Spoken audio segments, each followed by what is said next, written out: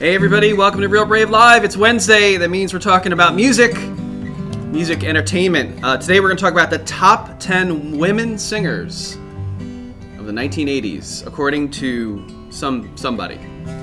It's a list, and it's going to leave somebody out. It's not according to us, so that's the disclaimer. Yeah, so that's what makes it fun, because then we can debate it.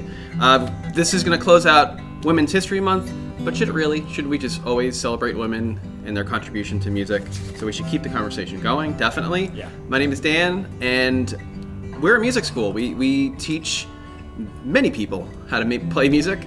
We've taught probably over 10,000 students over the past 15, 16 years.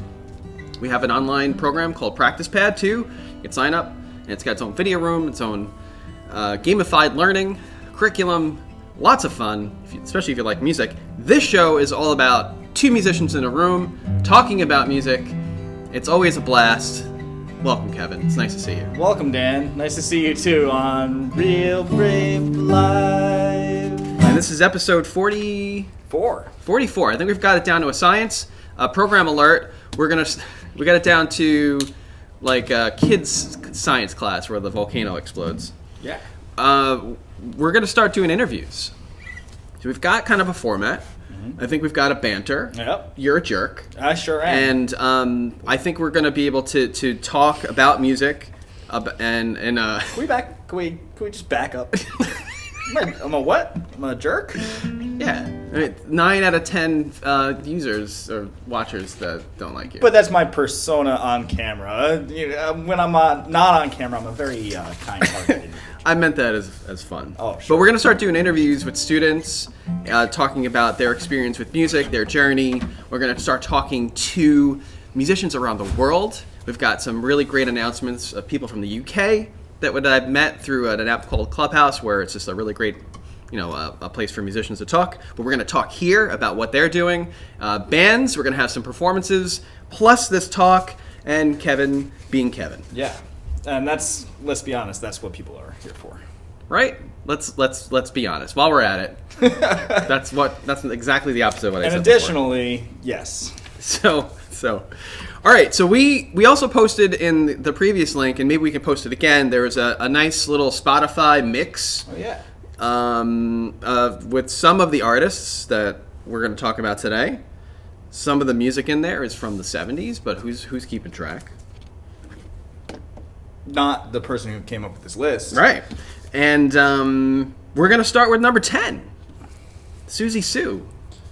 Susie Sue and the Banshees? Susie and the Banshees, which I haven't listened to them in quite some time.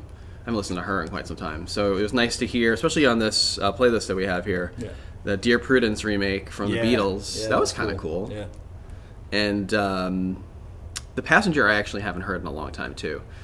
I was expecting more of the hair metal stuff, because personally that's where I'm at. I'm in the Vixen stage still. I noticed a lot of new wave on this list. Yeah. But a lot of that very characteristic 80s snare drum with reverb turned up to 11. You know what I'm talking about? Yes. So Susie's English, and she's a songwriter, musician, and a record producer, best known as the singer for Susie and the Banshees. They released 7-Eleven. They released 7-Eleven. Yes. And they're famous for Slurpees and music, which is pretty good for them. And dollar hot dogs. And bathroom runs. Yeah. They released 11 studio albums and had several UK top 20 singles, including Hong Kong Garden, which I've never heard, Happy House, Peekaboo, plus a Billboard top 25 hit, Kiss Them For Me. Kiss Them For Me. She's definitely one of the most influential artists of the 80s, 100%, and deserves to be on the list somewhere. I don't know, top 10, though. Even without any major American successes, they've helped guide the development of modern rock foundation. It's paid off handsomely, that's the wrong word, during the 90s. Yeah, I mean, we shouldn't have used the word handsomely there. Handsomely? Yeah, it's the best women singers of the 80s. Are you going to use the word handsomely? You could describe a woman as handsome, I think. I guess. That's not a feminine word.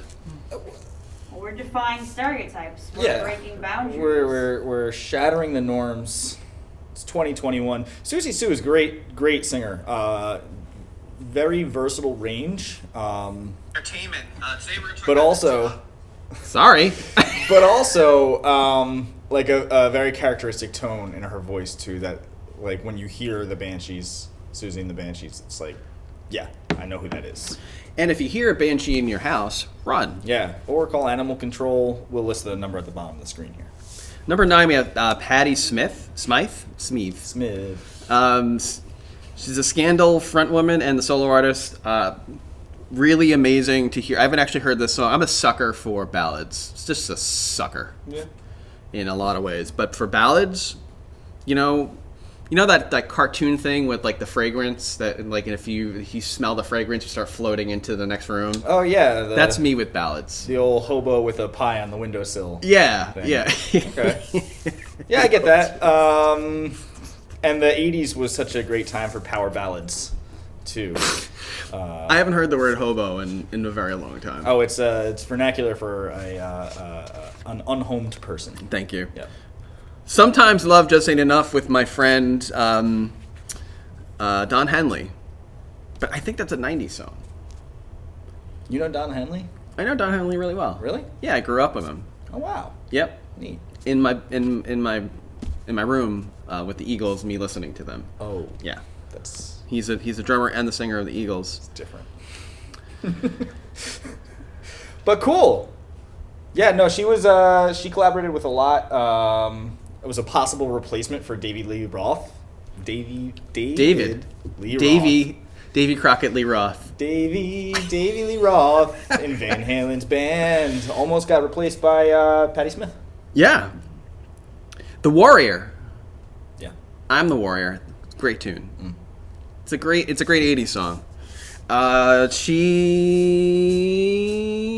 What else do we know about her? Do we know anything else? It's good that I did my research on Patti Smith. Goodbye Right, to Never You. Enough. Never Enough. I don't know the band Scandal though. Any folks out there know the band Scandal? Any scandal heads out there? Yeah, any scandalizers? Comment below. It's like, yeah, if you're a fan of the band Scandal, You're scandalous. you're scandal. Scandalous. Yeah.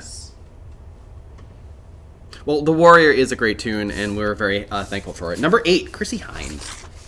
Amazing voice. In fact, every time I see her, listen to her sing, I love that. She's got this like smoothness to her voice, and then this vibrato at the tail end of the way she sings. Vibrato is like this little shaky thing that some singers do. Yeah.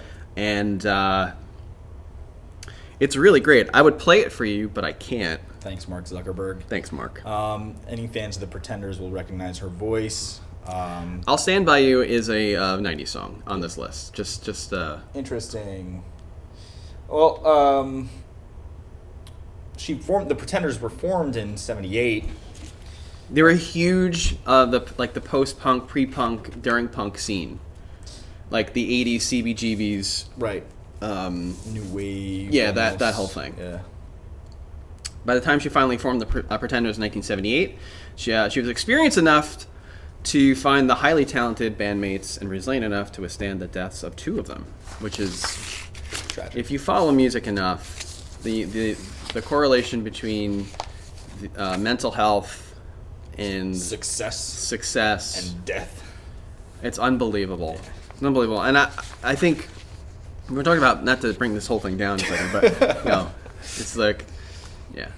What's the worst you've ever felt in your life? When one of these people kill themselves, it's not great. No, it's not. Because it's a thing, like the mental health for a musician, if you know anybody that's out there, they're not working right now, there's so much, not despair, but there's just uncertainty in life. Yeah. Please reach out to someone who's a musician that did that for a living. And yeah, like this is just an example. I don't actually know how they died, but I'm assuming I think it was a drug overdose. drug overdose. It's a perfect example. Yeah. You know, that's if you're abusing drugs, it's not a great place to be. Don't Get Me Wrong. It's a great tune. It's got that. What? Nothing. It's a great segue. I didn't know that was the name of a song. Yeah. And that was on the tail end of like, don't do drugs. Don't get me wrong. Don't Get Me Wrong. I love. I can't say it. It's like that was the perfect place for a joke. Don't get me wrong. I love alcohol. This is a family program, and don't do drugs. Stay in school. Yeah. Don't get me wrong. I love when people hurt themselves, but and also a great song. Don't get me wrong, and also "Show Me" by the Pretenders. Yeah, don't get me wrong. Yeah. That was my my version of it. Thank you. Good night. Yep. Joan Jett coming in at number 7. Yep. Founding member of the Runaways. Again, another like huge band for that move for rock and the female presence in rock. Having the Runaways there, which just has like this punk rock, hard rock, Main Street rock, heavy metal-ish thing that was happening. Blended sex appeal and femininity with an aggressive attitude, which is different for the day. Because if you think about the early 80s, the 70s, it was like feathered hair, Right. microphone, Yep. glossed face going, right? Yeah, like exactly, it's different. Right. You'd see like a punk rocker up there. Yeah. No. It. Joan Jett. I love rock and roll. Yeah, I want to get back to that. No, that's not the song I wanted to give it. But yeah, Bad Reputation, Yep. Crimson and Clover. Yeah, I love rock and roll. I Hate Myself for Loving You is the one I wanted to talk about. Loving you. We can't play it on air, but let's all take a good 30 seconds in silence and Yeah, think about all these tunes. play it in our heads. So I Hate Myself for Loving You. I have like what do you think of the whole football, Monday Night Football? Touchdown in sports. Home run, right. But they used that tune, they redo it so that they have like a pop singer redo it with football words. Football names. I did not know that. Yeah, it's a little hard to take. And heard- people love it. I've heard Tweezer by the band Fish played on Monday Night Football. I'm sure you have. But what I'm saying is there's like Sorry, what's the Tweezer name of the guys. person that does that? Does anybody know? Sings a song on Monday Night Football. I tune out when it comes Weird on. Al Yankovic. Weird Al Yankovic comes on with a dress. Yep. But it's like a really famous singer. Maddie, do you know? I'm Maddie, looking by it the up way, right thank now. you for producing, co-producing, executive producing the show. Oh, thank you. You're welcome. What's the name of the singer that does? What is it like a? I Can't Wait for Sunday Night. I think they redo it, and it's the music and the lyrics for I Hate Myself for Loving You. Okay, give me 1 second. I can't wait for Sunday night. That's not it. If that was it would be way better. It would be hilarious. I hate myself for loving you. Something to that effect. Does anybody know on the Facebook? Of the that's watching 3 there? people watching, including me. And you. Are Joan Jett's iconic Sunday night football anthem? I think, like, I don't know. Give me a sec. Carrie Underwood. Carrie Underwood. One headlight. No, that's the Wallflowers. That's the I think Wallflowers. Joan Jett was involved in this, though. She was involved in the most recent iteration of it. Yeah, this was. What song am I thinking? They've been redoing it for a while. I don't know what the backstory behind it It's is. not One Headlight, but it's the one where she talks about breaking a headlight on a car Yeah, I don't know. out of anger. I don't follow her. Oh, Carrie Underwood. Before Yeah. He cheats. Before he cheats. Not by the Wallflowers. Yeah, it's not a pre-football song. No. It's not a banger. Although maybe it could be, what with Deflategate Maybe. and Tom Brady. I'm impressed with your footballness. I know about Deflategate. It's hard. It was hard to get away from it at the Do time. you know about Tom Brady kissing his kids on the lips? Yeah. Nah, I didn't need to know that. I'm anti-Tom Brady. Like, I'm not a supporter. My brother's dog is named Eli, after Eli Manning, who plays sports. He does. He plays the football. Yeah. American football. The football, yeah. Number 6, Kim Gordon. Yes. Yes, Kim Gordon. Sonic Youth. Yeah. A huge band for me growing up, especially with my friends. Just a lot of like art, sound rock. Like avant-garde, like Very. like pre-Radiohead, post other things. Yeah. If you like smashing the sound of feedback Yeah. and people singing over it, Yeah. this is the band for you. And if you've been waiting for it all your life, go out and find Sonic Youth. Seeing Kim Gordon on this list, I think added a lot of. So like, I've started to approach these lists with like big grains of salt, you know, and what are the metrics being used in this and that. But like, I like seeing Kim Gordon on this list because yes, Sonic Youth was extremely influential in the course of rock, but it also kind of points to a lot of the diversity in genre on this list. It wasn't all power ballads with heavily reverbed snare drums. Yep. Kim Gordon used her, and I've said this before about other people, but she used her voice like an instrument in ways that had not been done before. Maybe pioneered, you could argue, by now her name's not in my head, in the 60s, Janis Joplin. Maybe. Janis Joplin, though, there was more of the actual singing. Yeah, like melodicism. This is like... Yeah, she... As a... She's like the person who chainsaw discovered, like, oh, I can do pinch harmonics on a guitar, or, oh, check out this feedback sound for the voice. The band released 6 total albums on independent labels before the end of the 80s. They released 9 studio albums on the major label DGC, beginning with Goo. Actually, I have that record. Gordon was also founding member of the musical project Free Kitten. Yeah, I mean, they're just a force, and if you're into anything that doesn't sound normal, yeah, then you need to listen to them. Number 5, Stevie Nicks. Oh yeah, Stevie Nicks. For Fleetwood Mac. They, I mean, what could be said about Stevie Nicks? South Park, I think she sounds like a goat. Yeah, I never got that It's vibe. like the way that she, yeah. Oh, yeah, I guess. I just did a goat sound. Those are early days of South Park. But she's got like one of the most recognizable voices of the time. Yep, I think over the years. A lot of rock singers don't take care of their voices. So it just, even like Bono, if you listen to Bono, his voice has gone way downhill over the years because of the abuse, the not taking care of their voice, and then you can just put a ton of stuff out of that. Yeah. And non-sleep. Bono's. You talk to any of our vocal instructors here, like they'll teach you all how to sing, but like there's such an emphasis on like how to take care of your voice. Yeah. Like talking all day is not good. Like singing all day is not good. I've never learned how to do that. Do you remember the concert we did here where I had to front? Maybe you weren't here. I had to front the house band for it was an Iron Maiden song. No, it wasn't Iron Maiden. It was something where Metallica? I could say it way up here. And I didn't Rush? No, it wasn't Rush. It was like Iron Maiden or something along the Def Leppard. It was Def Leppard. It was I forget the name of the song, but I like didn't even do it falsetto. Pour some sugar on me. No, it was I Wanna Rock. Oh, I wanna rock. Yeah, and I didn't do a falsetto. I did it from the gut, and it hurt, and I didn't do it down an octave either, and it hurt me, and it hurt the audience that was sitting. I'm glad I wasn't there. Yeah, I might not still be working here. If I was there and I saw that, yeah. I've seen I enjoy you on stage because there's a joy that comes from you that is like, oh, he's okay. He didn't mean that. They had to take me off the stage like James Brown at the end of a set. They just encapsulated me in a robe and just like led me off the stage.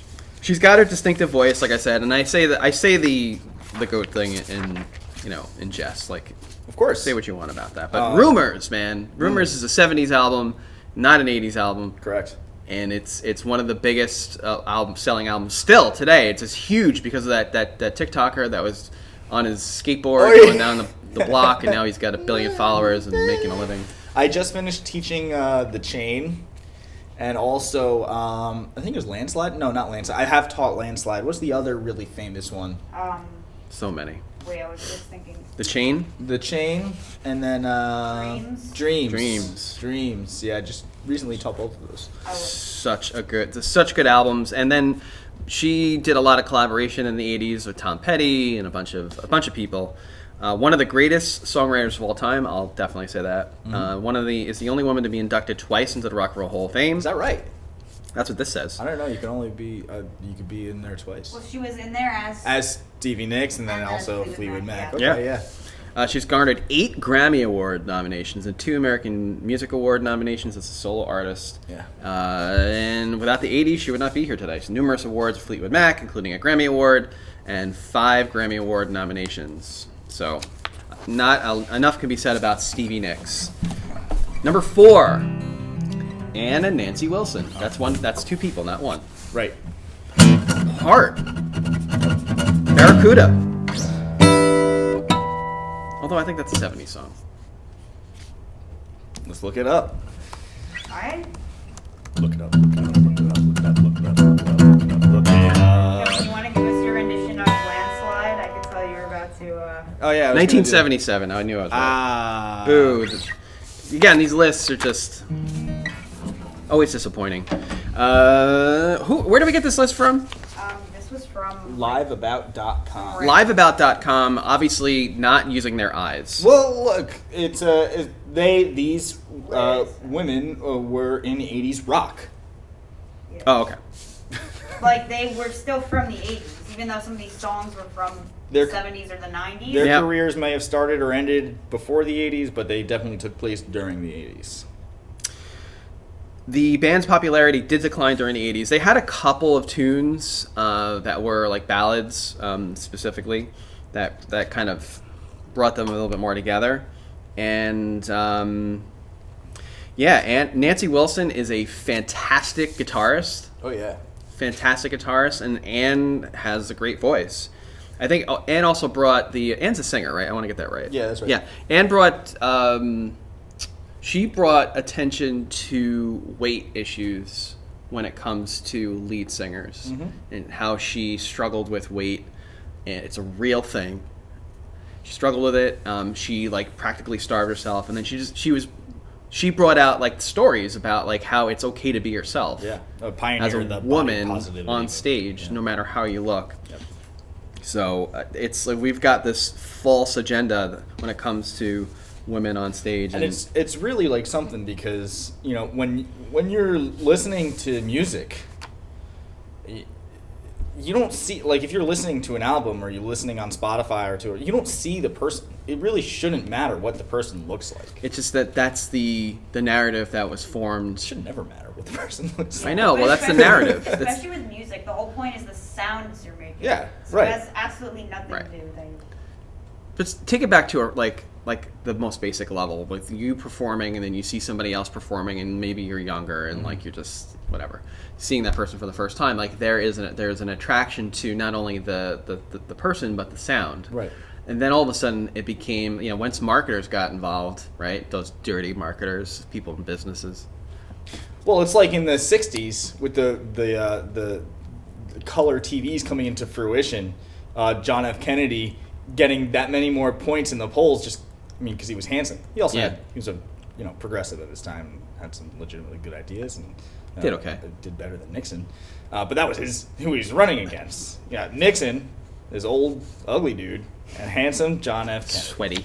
Sweaty. Yeah. Sweaty dude. John F. Kennedy famously did not sweat. John F. Kennedy doesn't know who Hart is because he unfortunately got shot. Why do you keep bringing us to that's my job. Dark spaces? Tune in tomorrow where I talk about death and destruction. I'm just gonna more major chords. More major chords. I had a post yesterday about this. Is true. Yeah. Hart has sold over 35 million records. That's 34.99999 more than I have. 20 top 40 singles, 7 top 10 albums, earned 4 Grammy nominations, distinguished career. They should be very proud of it. And a 4-decade span of top 10 albums. That is a record for a female-fronted band. Yeah. Perfect. 3. Moving on. Auntie Lennox. Oh, yeah. Eurythmics, man. Sweet Dreams.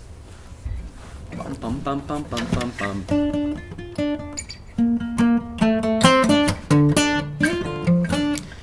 Yeah, Lennox layers of keyboard could easily lead observers to the conclusion that Eurythmics is a strictly pop group. However, massive hit Sweet Dreams, not Street Dreams. That's my dream. Street Dreams. And Here Comes the Rain. Here Comes the Rain again. Great tune. Boasts a rock music fullness, even without the customary guitarist common in that genre. Who wrote this? It's good. I know. It's really good. It's very eloquent. And Maddie, that was excellent. I love it. Great job, Maddie. I don't know if all of that was me. It might have been some, what's it called? Some verbiage. That was really good. Early in the Eurythmics career, Lennox was known for her androgyny. That's another thing. Yeah, she was known for her androgyny. I remember going like, okay. And that's a thing for the 80s. Like it was a new thing, and people were going like, there's always like somebody very fashionable, and it was becoming less taboo. She's an activist, and her orange buzz cut was fire. Mm-hmm. Yes. Fire. Look, I mean, like it looked really cool. You put a picture of Annie Lennox in this picture with the orange buzz cut and that suit, that plaid suit. You put that next to some Ziggy Stardust. You can tell the difference. Yeah. So a woman doing that in the 80s was new.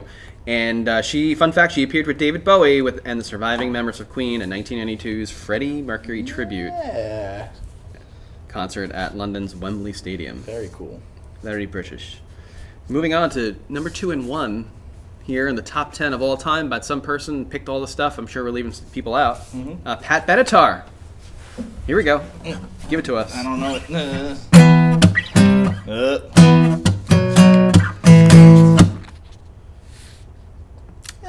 Hit me with your best shot. Yes, famous for Hit Me With Your Best Shot, Treat Me Right, Shadows of the Night, We Belong. Come on, man, you talk about ballads. We belong. That programmed, I don't know if that's programmed actually, but that drum beat is pretty cool. And but she's got one of the greatest voices, I think, of women in during that time. Just powerful. And she was, fun fact, she was this big. She was literally 3 inches tall. Wow. They carried her around in the pocket, and then they put her on stage, and then it was like it's all camera tricks. Mr. Bill. Okay. Yeah. It was like Thumbelina. Right. Yeah. Not a lot of people know that. Yeah, it's a fun. If you didn't know that, look it up. It's totally true. Mm-hmm. Her influence on the women of the future of women-produced rock music is undeniable, according to this. But she also has managed her feats with femininity intact. I don't know why I said that. I started with that. I should have started with the first sentence. Femininity. Not my words. That's the word of a website. I don't know. It came out of nowhere. Her femininity is intact. Oh, okay. Which is good. Or, I mean, it's not even necessary. I don't know why that's in there, but not it my is. Words. Not Maddie's words. More than I can say for myself. Yeah, I mean, she definitely inspired. I know if Melissa's watching, is she? Nope. No comment. She the Pat Benatar style back then, like the We Belong style, the heavy shade, let's put on some leg warmers and just run around thing. Yeah. And rock. Plus the guitarist in that band is really good too, and I think is part of the duo in the songwriting, if I'm not mistaken. But Pat Benatar, number 2. We've got another feature to get to, so we got number 1. Number one. None other than Tina Turner. Yeah, that's right. You can't deny it. Yeah. Known as the Queen of Rock and Roll, she rose to prominence as a frontwoman of Ike and Tina Turner before launching a successful career as a solo performer. And again, the plight of the female performer, besides you're talking about weight issues, you're talking about what to call it, vanity, whatever it is, marketing. The story of Tina Turner's rise to fame and what Ike did to her. If you watch anything about her, he was abusive. There's a new documentary coming out on HBO about Tina. I don't know when it starts, but I saw an ad for it the other day. Yeah, I can't wait for that. And these are as far as I'm concerned, women-focused problems. You're not going to find the reverse of that. No. Very often, if ever. No. You're not going to find a male getting on stage getting beaten before he gets on there. No. So it's just ridiculous. But what she's able to overcome and be amazing in herself and inspire millions of people, and also you look amazing and be amazing. Mm-hmm. Her songs, Private Dancer, Better Be Good to Me. These are pinnacle 80s tunes. Yeah. Every time I think of it, I think of tuna fish sandwiches for some reason. Sorry? Coming home from school, because I was an 80s kid. Yeah. And I'd always have like a tuna fish sandwich and always be music on in the background. And these tunes would always be... Oh, man, I had way cooler snacks after school. Yeah, tuna fish sandwich. I had like pizza Lunchables. Lunchables are like filled with chemicals.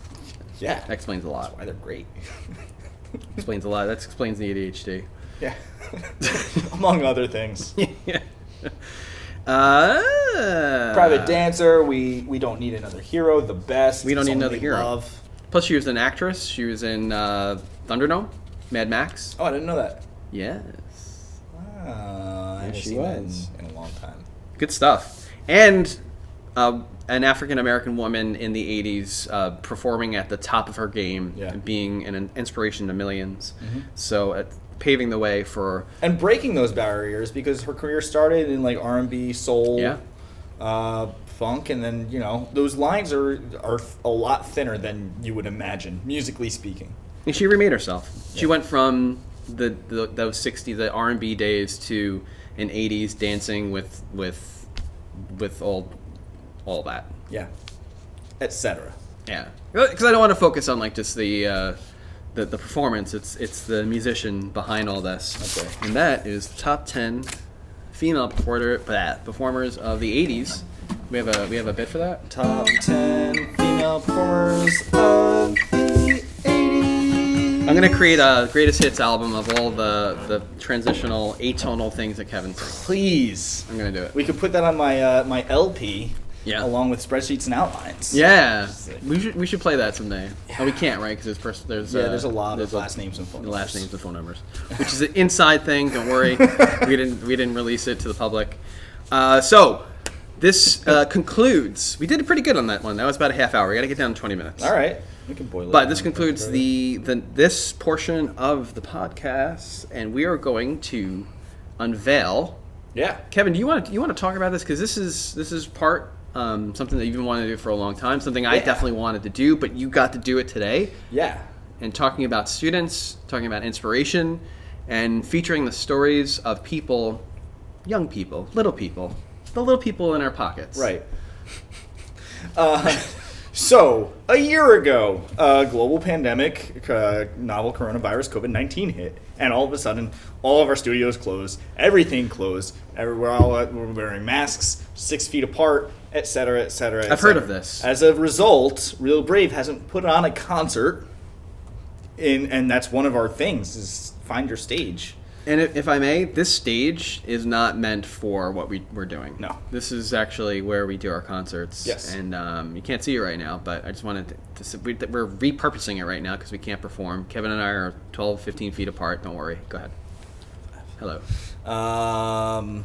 So we haven't put on any concerts, so like our students are like itching to perform. And so we started this TikTok concert idea. There's like 30 people signed up now. It's really exciting. It's maybe 30 to 60 seconds of a performance of something that you can kill on your instrument. Absolutely crush it. And then we get the video, we compile it with the house band, we mix, we master, and we produce all of it into a little TikTokable, Instagrammable. Is the Gram watching? I think so. What's up, Gram? Hi. It's Grammys. Segment, and this is the first of many. Yeah. And this is with one of my students, Christian, and so I'd like to present his performance as well as a brief interview that I had the opportunity to share with him earlier today. Yeah. This is exciting. I can't wait to hear about this. Instagram, you're not going to be able to see this, unfortunately. You're getting the back end version of what we're doing. We're trying to figure out how to get this live to you guys at some point. There's visuals. So if you go to Facebook, there's visuals. Yep. You can go right down, click the link tree I think that's on there, and you should be able to get to the Facebook page. And we're the world premiere of the first interview, and that TikTok video is in there, right? Yeah. So let's go there. This is the first time we're doing it, so bear with us 1 second while we get this right. Yeah, we hope in a show that's plagued constantly by technical issues that this works. First time trying. Without further ado, here's Christian with Purple Hate.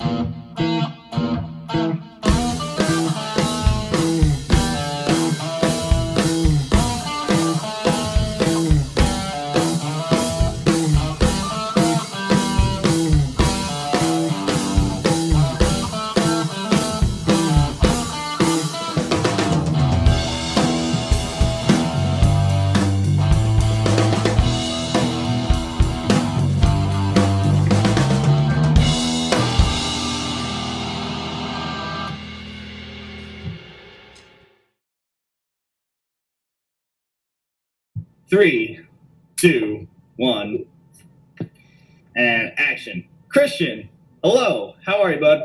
I am good. How are you? I'm doing great. It's great to see you. Thanks for joining me today. Are you excited to be here? Yes. Very cool. So I want to ask you a couple questions. We just watched your fantastic concert submission for our virtual concerts. Very exciting. Great stuff. At what age did you realize you wanted to be a rock star? Sorry, let me rephrase. At what age did you realize that you were definitely going to be a rock star? Around 7 years old, I actually wanted an electric guitar, and I started wanting to be a rock star. But before that, I just wanted to be a musician. Cool. Is guitar your first instrument?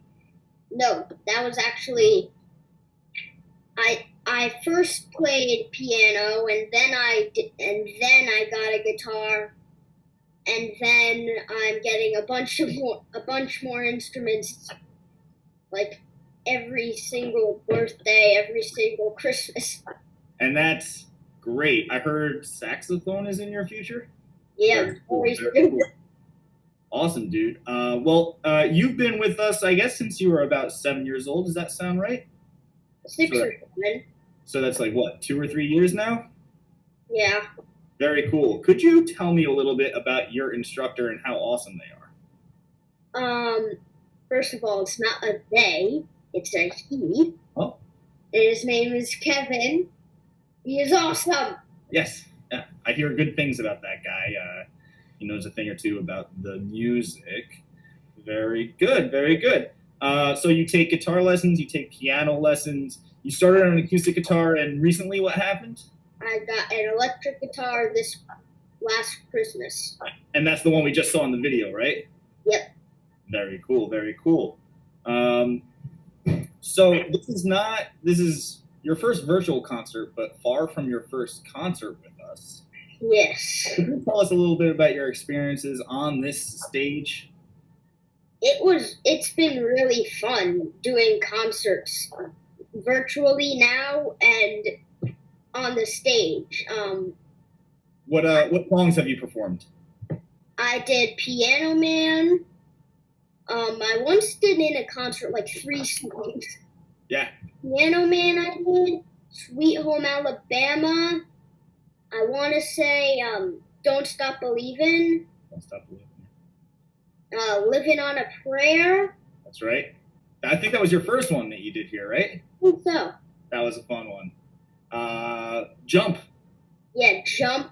You Are Not Alone. Did we do that on the You Were Not Alone. No, I don't think so. But we have done some great tunes for sure. Yeah, you were in the rock band. We did the Sweet Home Alabama. Don't Stop Believing. That was a lot of fun. And you sing too. You sang on a lot of the songs. This TikTok concert, which I think late April, I forget the exact date, but they're all going to premiere on the same day. They're going to premiere on our Instagram. They're going to premiere on our TikTok at Real Brave Inc. Very exciting. The performance with the most likes and shares gets a little gift, it's a reward for that. So we're very excited about that. You have been taking lessons here for quite a number of years. So the word and the phrase practice pad should be ingrained in your very DNA right now. Can you tell me a little bit about practice pad and maybe how it's helped you progress as a musician? Practice pad, whenever I forget something, like I forget a few chords on guitar when I'm playing a song, I go onto practice pad, go onto the skills section, and then I click on whatever song it is, and then I see the chords and it shows me, so I can remember the chords for that song. So when I go onto the stage, I don't need to think, like, what's the next chord? Wait. I don't know. Because you remember, because you check it, you log in regularly, and you make progress regularly. And for me, as an instructor, that's such a rewarding feeling to see my students getting better and better week to week. So I commend you, sir, on your dedication to practice and logging into Practice Pad, seeing those notes, seeing those videos. It's a really cool thing to see not just how far you've come already, but to just know how far you can go. So much potential for such a young man. Christian, this has been a thrill for me. Thank you so much for coming on the broadcast today. Everybody watching at home, you can see and you can like and comment and share on Christian's performance. April 19th, I believe, is the day. So just stay tuned for that. We'll be posting all about it. Quite a number of really great performances coming out soon. So, oh, hey, by the way, virtual concerts are great and a lot of fun, but have I told you yet that we're going to be back in person on the stage in July? No, you didn't. I don't think. So, hey, guess what? Return to in-person concerts in July. We're really excited about it and we're really excited to get some more information about that soon. That's all 3 locations, New Jersey, Queens, Manhattan. We're ready to go. 2021, we make our comeback to the stage. Christian, thanks again so much for joining me, bud. We have a lesson later today, all right? Yep. Cool, man. Well, then I'll see you later. Rock on! Rock on, bud. Bye-bye. Bye. Going to the Facebook. I think that's it. I believe we're back. We're back? Yep. For sure? Yeah. Did it work? Facebook. Did it work, Facebook? I mean, Did we have success? There's not a single comment on this. that's okay. Nope. That's all right. And nobody's it's watching. the after effect of the live. Yes. That's what it works. We had over 1,000 views last week. Wow. Yeah. Nice. Well, I hope the thousands of people who are viewing right now at home later than now enjoyed that segment. Yeah. That was Christian. Yeah, he's been taking lessons here for like 3 years, and every week I'm just like blown away. It's about the transformation. Yeah. So like when you start something, it's where you start. That's a moment in time, and where you wind up is another moment in time. And to hear like the story of like how people discover music in a day and age where music is been taken for granted, and it's more like it's not a joke, but it's just kind of like a thing that people are just like, yeah, I don't know, I've got Spotify. Right. Whereas when we grew up, it's different. So there's a different point of view that we're coming to this with. Mm-hmm. And to show that transformation, I think you did a wonderful job with that, by the way. Thanks. Yeah, it was a lot of fun. It's always great talking to Christian. I want to talk about real quick. He's an example of like our approach as an institution, real brave. Yeah. Our goal-oriented approach. Because like from day one, the lessons have been geared specifically towards what Christian wants to learn. So right now, in one of the clips in there for Practice Pad, you saw him learning the Eddie Van Halen Beat It guitar solo, the double tapping. Yeah. And that's not something I would typically show a 10-year-old. Yeah, that's like PG-13 guitar stuff. And but with Practice Pad and with with all the tools at our disposal here, it's easy. Yeah. It's easy.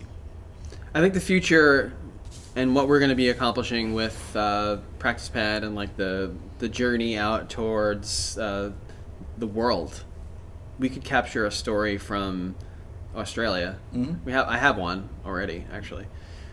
And we can from all over the world, the same thing, being able to help people. And people I've talked to in every continent, seriously, are open to this idea of being able to take lessons here. So it's going to be interesting. Or it's going to explode. Who knows? But I'm very positive, as you can tell. It's going to be okay. Right. Sure. I like to kind of just throw that out there, like, wait, why did he say that? Yeah. And it drives people crazy.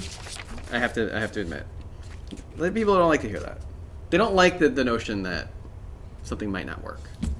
Yeah, but you gotta fail to succeed sometimes. That's the thing. Every time you do fail at something or you don't succeed, you're making progress towards your ultimate goal, like not Con Edison, Thomas Edison. I had an instructor once who told me if you're practicing and it sounds good, then you're not really practicing. You're just playing. You're just noodling around. Yeah. The growth happens when you're out of your comfort zone and you're working toward an improvement in something, and that's been this last year for us. Yeah. It has not been my comfort zone to teach to a screen, but I've gotten, I think all of our instructors have gotten really good at it. Really good. Especially with the tools at their disposal. So, I'm also positive and optimistic about the future and about Christian and students like Christian. And Christian, if you're watching, great job, bud. I can't wait to keep working on that. It's really great stuff. Yeah. So that's going to wrap up today. This is not the last week in March. No, it's not. And I said that before. This is the wrapping up of Women History Month. Yeah. So we still have another week. Right. We have plenty of content. So yeah, there is. Viewers, if you're watching and you want us to talk about your favorite female artists, by all means, leave a comment. Yeah, leave a comment. Like, comment, subscribe, ring All that that bell, hit that bell. Do it. Make it happen. So next week, another episode of this, and hopefully we'll have another student story or something to tell. Yeah. But beginning in April, that'll be part of the program, and it's been a pleasure. Remember to like us at Real Brave Inc. on all the platforms. Please comment below on anything that your takeaway today. That would be really great.